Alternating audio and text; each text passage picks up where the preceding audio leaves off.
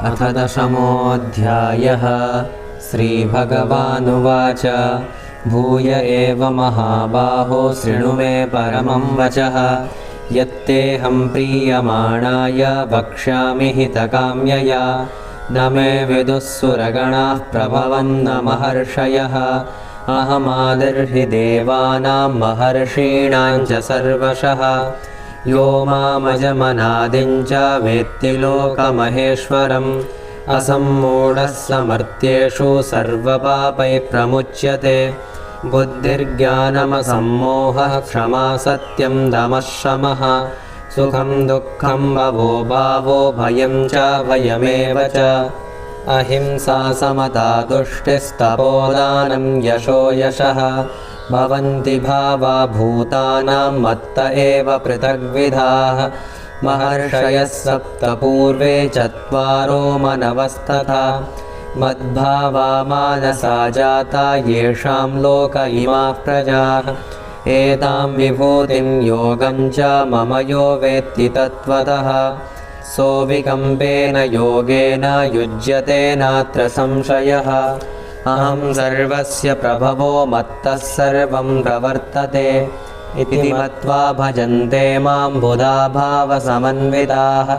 मच्चित्ता मद्गतप्राणा बोधयन्तः परस्परं। कथयन्तश्च मां नित्यं तुष्यन्ति च रमन्ति च। तेषां सततयुक्तानां भजतां प्रीतिपूर्वकं। ददामि बुद्धियोगं तं येन मामुपयान्ति ते। तेषामेवानुकम्पार्थम् अहमज्ञानजं तमः नाशयाम्यात्मभावस्थो ज्ञानदीपेन भास्वता। अर्जुन उवाच परं ब्रह्म परं धाम पवित्रं परमं भवान्। पुरुषं शाश्वतं दिव्यं आदिदेवमजं विभुम्। आहुस्त्वां ऋषयः सर्वे देवर्षिनारदस्तथा। असितो देवलो व्यासः स्वयं चैव ब्रवीषि मे। सर्वमेतत्कृतं मन्ये यन्मां वदसि केशव। न हि ते भगवन् व्यक्तिं विदुर्देवा न दानवाः। स्वयमेवात्मनात्मानं वेत्तत्वं पुरुषोत्तम। भूतभावन भूतेश देवदेव जगत्पते। वक्तुर्महस्य शेषेण दिव्याह्यात्मविभूतयः। याभिर्विभूतिभिर्लोकान् इमां त्वं व्याप्य तिष्ठसि। कथं विद्यामहं योगिस्त्वां सदा परिचिन्तयन्। केषु केषु च भावेषु चिन्त्योऽसि भगवन्मया। विस्तरेणात्मनो योगं विभूतिं च जनार्दन। भूयः कथय तृप्तिर्हि शृण्वतो नास्ति मे मृतम्।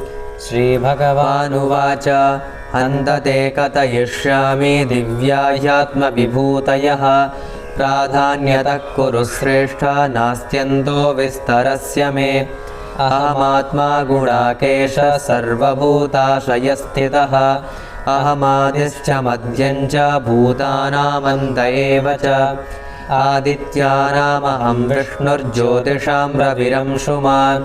मरीचिर्मरुतामस्मि नक्षत्राणामहं शशी। वेदानां सामवेदोऽस्मि देवानामस्मि वासवः। इन्द्रियाणामनश्चास्मि भूतानामस्मि चेतना। रुद्राणां शङ्करश्चास्मि वित्तेषो यक्षरक्षसां। वसूनां पावकश्चास्मि मेरुः शिखरिणामहं। पुरोधसां च मुख्यं मां वृद्धि पार्थ बृहस्पतिं। सेनानीनामहं स्कन्दः सरसामस्मि सागरः।